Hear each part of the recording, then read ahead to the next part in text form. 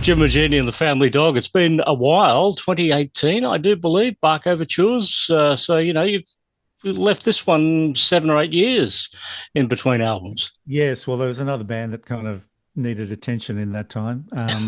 Those Did a needy lot of guys. touring. Yeah, I know.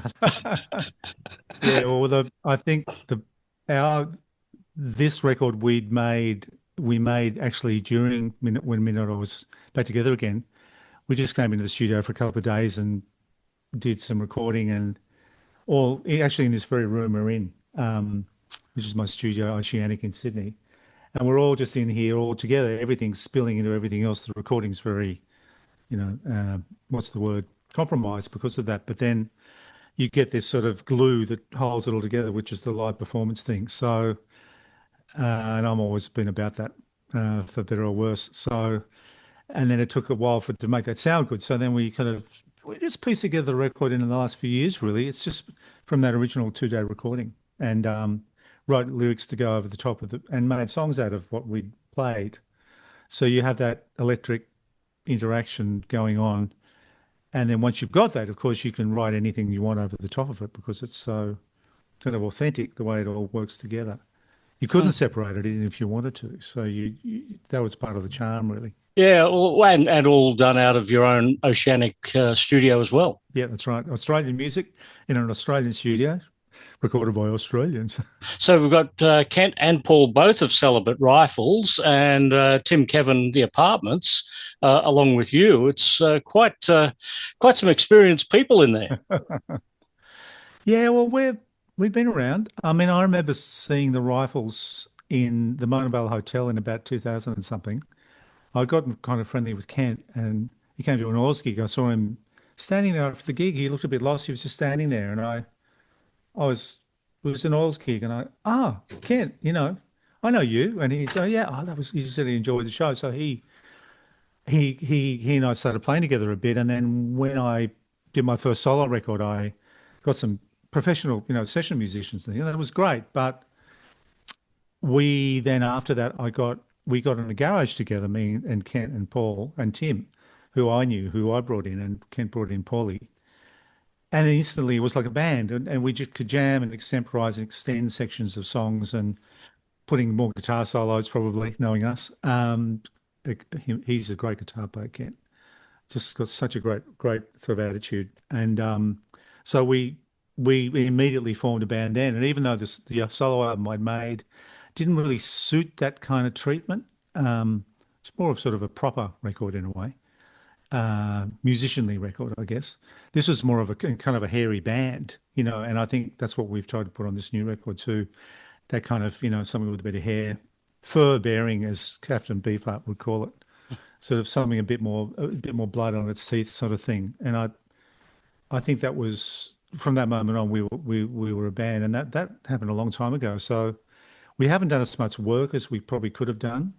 I'm always getting distracted doing other things, unfortunately, but this record, we've really worked on it and trying to make a great rock record, like an Australian rock record, like bring it on, especially with the state of things on the radio and things. I really can't even listen to it anymore. Maybe I know I'm getting older, and that's what my parents would have said about the sort of things like the Beatles, probably, even though they came around with the Beatles later on. But I think I'm just a bit frustrated with what I'm hearing coming out of the radio. I just think it's just marketing, a lot of it. Country music, you've got things like, artists like Jelly Roll and Teddy Swims are considered country music. And only just this morning we had Triple J announcing that they're introducing a country show for 2026. So, Cool. the everything's blurring. Yeah. I think all the genres is just being broken down, and we're into a new world, and it's kind of exciting too. But we just thought, let's just make a really live, off the floor record with really political, lyrics, or what I call political lyrics, like au courant lyrics, lyrics about things today. Like there's a thing in there about Julian Assange. There's sort of a song about him. There's a song about the Ukraine. There's a song about 5G. All these sort of things. So we're kind of dealing with sort of current topics. Let's see how it goes. Just spin the top and see where it goes, really. Well, let's drill down into some of those lyrics. In track two, you say, "I've got things to say," and you say all those things in all the other songs. So we go back to track one, But the "Sunny song Boy." itself doesn't say anything apart from "I've got things to say," That's right. and That's we right. But instead every of other having to song sing. does. I know.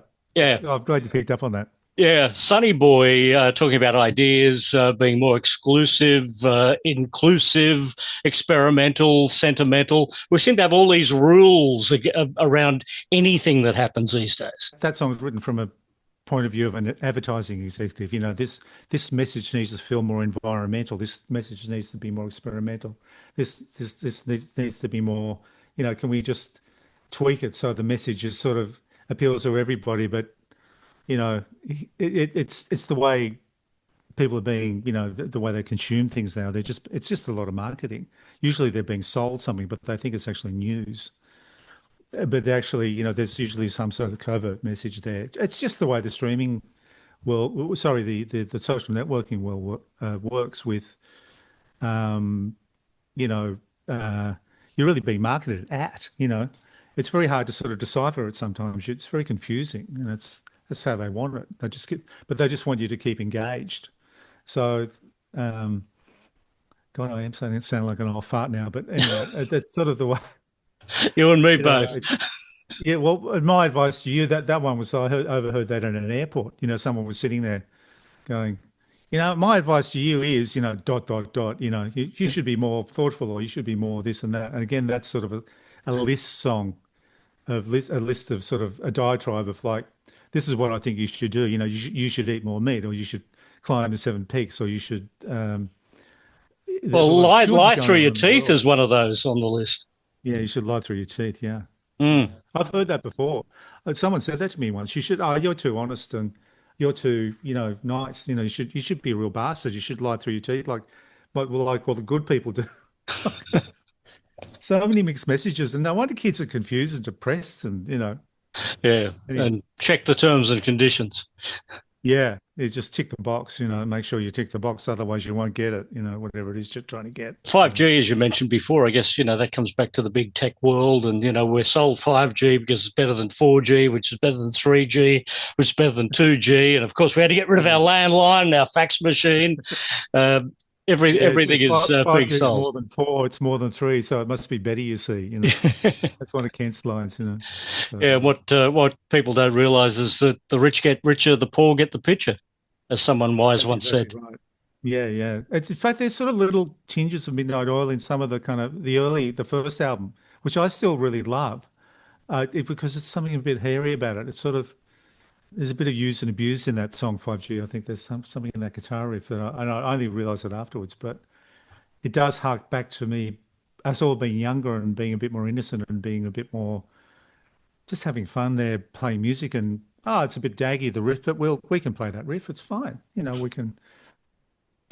It's not really song craft. It's more about, you know, band craft and riff craft, you know, I think in some of the cases on the record for sure. Putting the lyrics aside to Satan and the Chosen People for one sec, that way that starts was the most Rage Against the Machine sounding I've ever heard you sound. I guess that's what I was going for. When we were in the room here playing that riff, I was like, this is just huge. It's like I could imagine a band like that playing it. And so in our kind of humble way, we made that together. It's a very soft, loud kind of song. The verses are very quiet and a bit kind of atmospheric.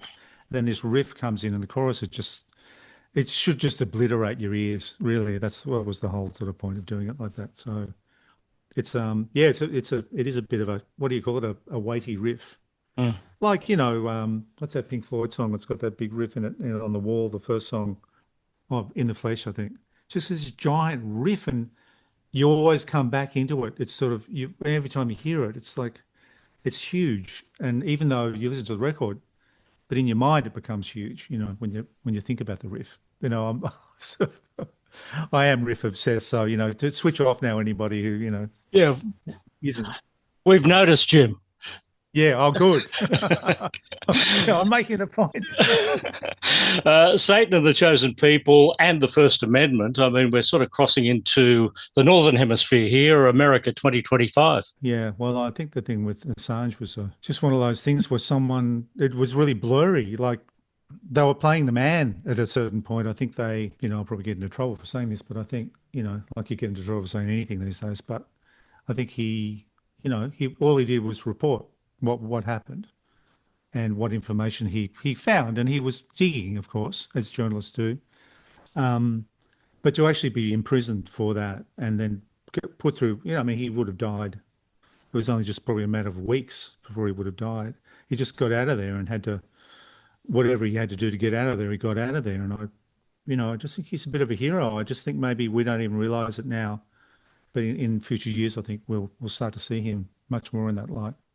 And all this at the time when, America does have a First Amendment that is freedom of religion, freedom of speech, freedom of the press, freedom of assembly, the right to petition the government, and all that thrown out the door with Julian. Yeah, it was like, forget it. It just doesn't apply to this guy. It applies to everybody else, but not to him.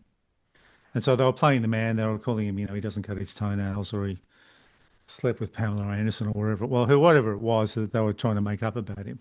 Character assassination on the guy was just ridiculous. And I had people that I knew go, "Oh, he should just be killed." And these were friends of mine. Mm. I said, "Well, you just don't understand what this thing is. I know he's a bit of a inconvenience, but hey, that's he's trying to sort of keep the press free, the press free and the news channels free. It's just So, the First Amendment lied, the First Amendment died, really. I mean, that's what the song really says and has. And it just applies to some people and not to others. They'll use it, like they'll veto the environment conferences, or they won't go. So that just undermines any legitimacy of any of these world bodies that are happening in the world, that are the Americans sort of not even attending the COP conferences is just I never thought I'd live to see the day, but here we are.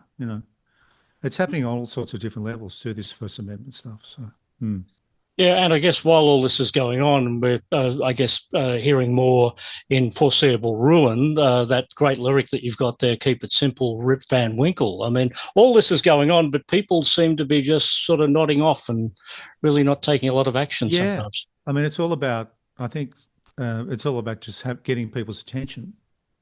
It's all about sort of grabbing people by the throat and ramming home the message that anyone wants to send to them. And so your attention is your most valuable commodity, you and me. Like what we pay attention to rules our lives. And so if you're on your phone all day, you'll probably be brainwashed. I mean, it's as simple as that. Do you want to be brainwashed?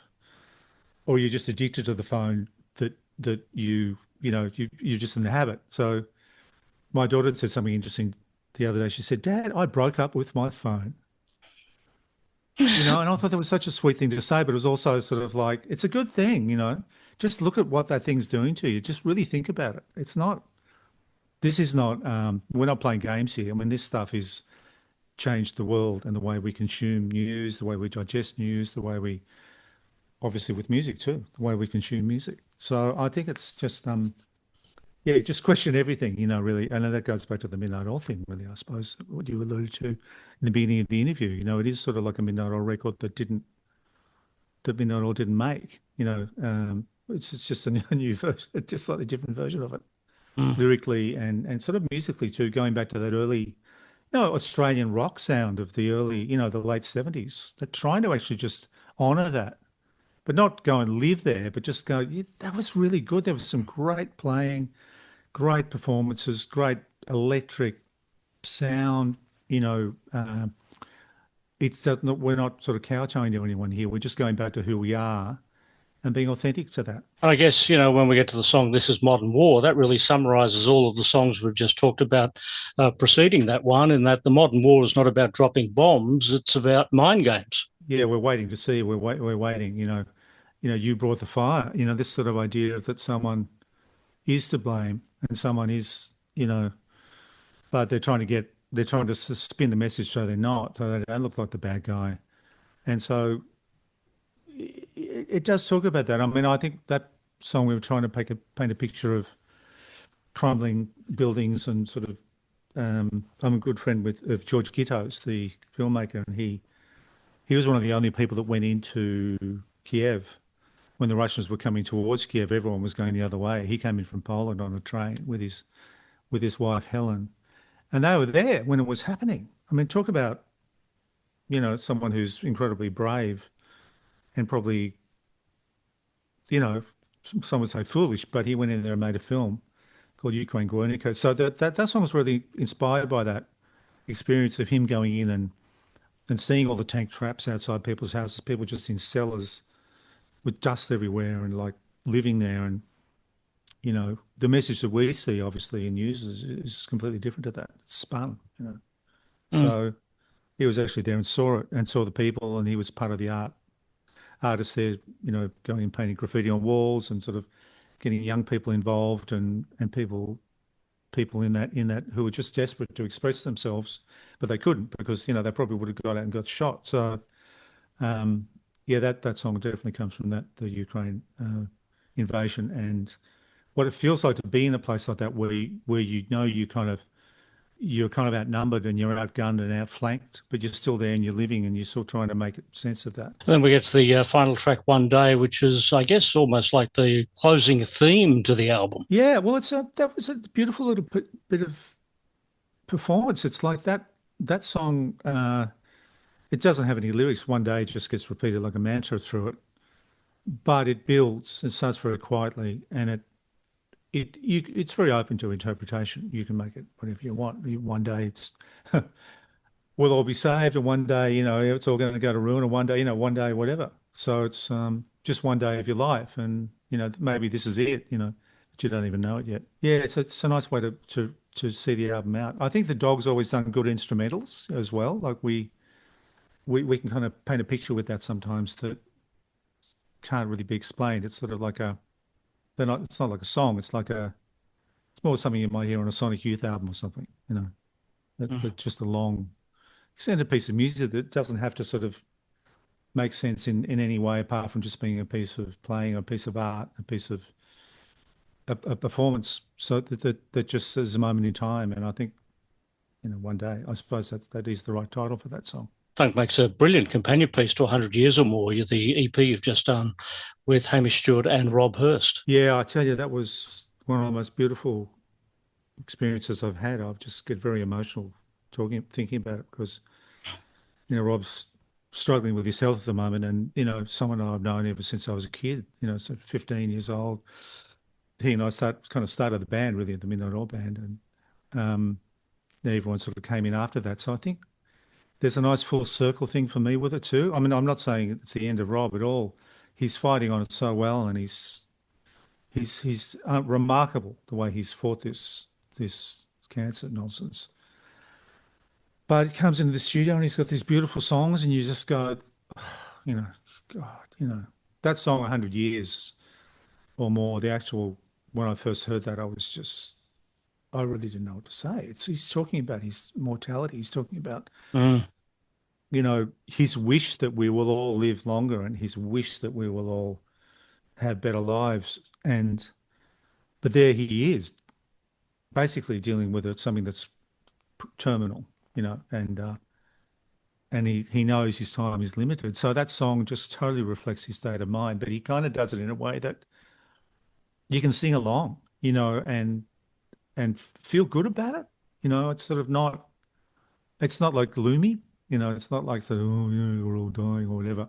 It's more, here is what life is all about. And I think It's a we're all reflection of a there's a wise real man. moment. Yeah, yeah, he's an extraordinary man. Mm. And I remember seeing him on our last tour and just going, he was playing his guts out every night. Like he was way beyond any mortal 66-year-old as he was at the time. He was giving everything and he'd have to rest between shows. And sometimes I just look at him and go, God, you're just so much ability and technique and love. And he wanted to do it for us, for the band. He didn't want to let us all down. That was his job. I am Rob Hurst. I play the drums like this and I'll just do it no matter what the personal physical cost. I mean, he wouldn't want me to say that, but I think that's the way I saw it. And I think he's a real brother, Paul. Like I can't put it into words. Anything I can do to help the guy, I'll do it. Like he's just one of the most beautiful men I've ever met.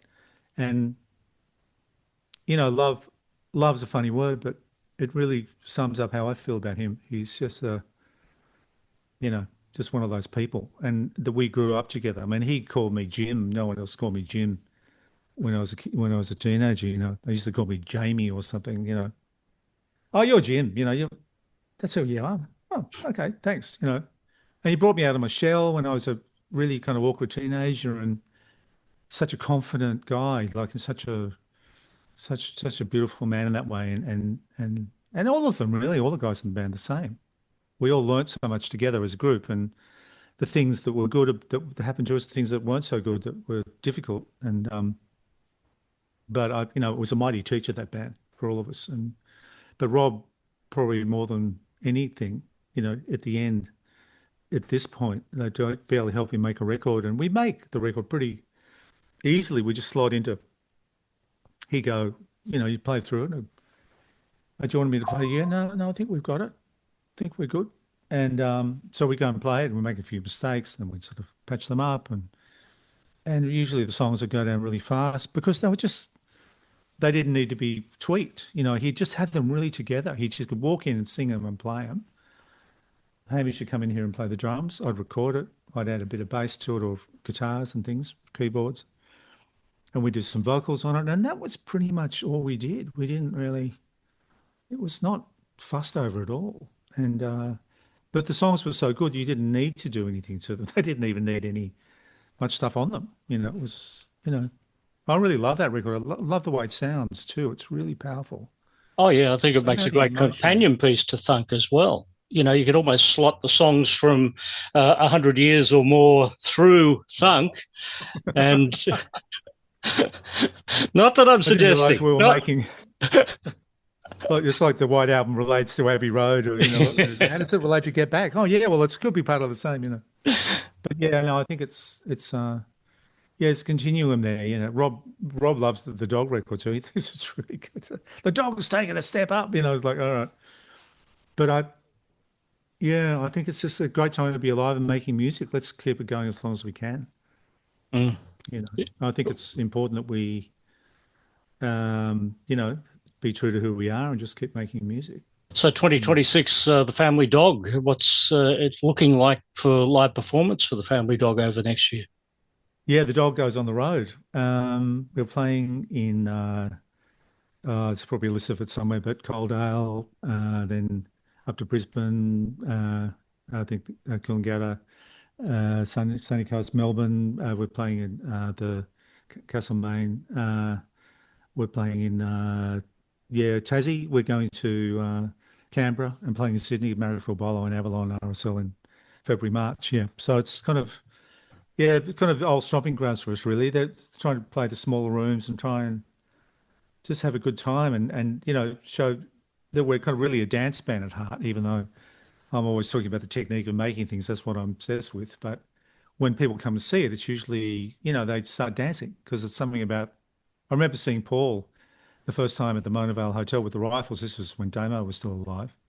And he was one of the funniest people you could ever meet in your life. God almighty, he was a funny guy. Really missed. But anyway, and just feeling Paul's beat. Paul just somehow this way, something about his backbeat, it just kind of gets people going. It's an Australian kind of style of drumming, but he doesn't even know how good he is. I don't think he's just got that.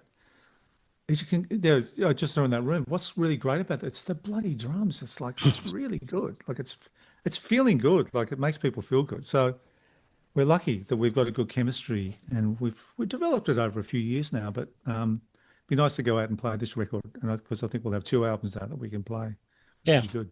And you make people, think with the lyrics, dance with the feet. You're not very Dance with the strong on feet. the love songs, are you, Jim? There'll never be a Jim Wish Moginie's I was. greatest love songs album. Well, yeah, there'd be a very slim volume, uh, like the wisdom of Donald Trump. I don't know. I kind of, sorry, Paul. I'm not. Um, yeah, it's never been a thing for me. I just think I'm more interested in what's going on in the world, and I think being marinated in the midnight oil culture, it's probably I've just gone that way. On my whole DNA, it's like a tree growing in a certain direction. Well, that's where I've gone with it. Yeah. But I think it's sort of an area that I don't know why people aren't doing it more. There's more things about what's going on in the world. People just seem pretty acquiescent and wanting to roll over. Well, that's fine too. If you want that, that's good. But I certainly can't write songs like that. And these are, me and Kent wrote a lot of the words, and Kent's a really good lyricist too. Actually, he's got a great turn of phrase, and he can just do really clever things with words too. So it's a good combination. It's like a real band. And post the Midnight Oil thing, it's like um, it's lovely that I've got it to go to. It's just people that I love and know and trust. Which is what bands really are. So And clearly, you yeah, want to keep the legacy of Midnight Oil going with the Family Dog. Will there be many of the Oil songs in the set list along the way? yeah, there'll probably be a few. We've done in the past. We changed them around a lot. But I think the dog's got this sort of dogged character that it's more about you can't really even bring a song into the dog because it doesn't sort of I don't think any of these songs came from that kind of process wherein, Midnight Oil or other things I've done, I'd bring a song in. What do you think of this? A lot of it starts with the actual playing, and a lot of the process is sort of the other way around, that the songs come later. The playing comes first. And it's a way that writing that we did on Redneck Wonderland very much, which was sort of based on riffs and based on musical passages that we put songs on top of. So I'm not unfamiliar with that process. And I think it's a good process, a perfectly valid way. I suppose you see bands like Pearl Jam. To me, they seem to be a band a bit like that. They'll play, they'll have a sound and a musical tapestry that they put the song on top of. So I think that's kind of how the dog operates, really. But it's a good way of doing it. With someone like Rob will just walk and here's the song, here's how it goes. That's a good way of working too. It's all good. So life in music, mate, that's what it's all about. Let's just twists and turns and it's good. Well, we both got to this age with never having to have a real job. But, well, you have to get up out of bed in the morning. What else are you going to do? You're going to have to do something. Yeah. It's why not? What's the alternative? I think, I think people in rock get into it because they want to avoid responsibility, but I think there is a responsibility to make good music and just do the right thing. I think whatever that is in music, and just keep your creativity going somehow. Is what I don't think I could actually ha be alive without something in my head about what I'm going to do next. So that's why I've done so many different things, I suppose. A lot of twists and turns. Probably, I said to John Watson, who's the Oils manager, about managing me, and then I said in the same breath, but I'm unmanageable. You can't manage me. I'm too maverick. I'll go here. I'll be like a magpie. I'll go here and I'll go up there. And so I think that's the way I like it to be. Yeah. I don't think other people can kind of keep up.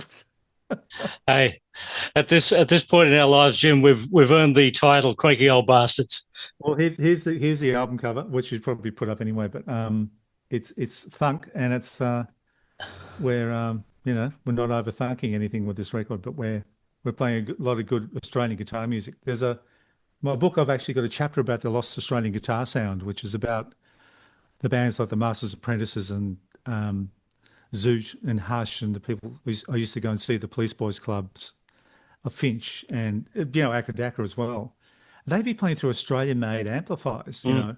and it had a real sound. And it's me and Kent. I think it's been burned into our brain, being guitar players, and that era. He's slightly later era than that, but there's something about that gnarly, that thick guitar sound that's still in my brain, and anytime I can actually get out there and try and make that happen, let's go and do that and bring back that kind of. There's a weightiness to it. Like it's not really serving a song. It's its own sort of powerful voice. I think that's sort of what we're trying to do with the dog anyway. So Yeah. I'll let the music do the talking from now on. I won't say anything more about it. Perfect. Well, you've mentioned Hush. You brought back Oh purple no. satin pants in my head from seeing them in Carring Bar in the 1970s. So who knows? Yeah, it was a thing, wasn't it? Yeah, Yeah. yeah. Hush, yeah, I saw them a lot. And Sherbet, they used to do a lot of free concerts, and that was good for the kids, 'cause you didn't have any money, so you go and see a free concert, and that was a really big part of it. I think maybe they were sponsored by Hoadley's or whatever it was, Oh yeah. but they were great. And bands like Buffalo, bands like Chatham Shug, like weighty, Big Swifty, bands like that. Lardy does, of course, KB. Yep. What a The player! first, What a the sound! I first. remember sitting in front of him going, "Wow, you're just," you know. I liked Clapton when I was young, but I was sort of that's it. That's Clapton in Australia. He's doing it, and so there's something about that sound that I've always. I think we're kind of marinating in that with this record too, Mm, bringing that Australian guitar sound back, trying to anyway. yep. In a culture that probably doesn't care, but we don't care. Jim, great to talk to you.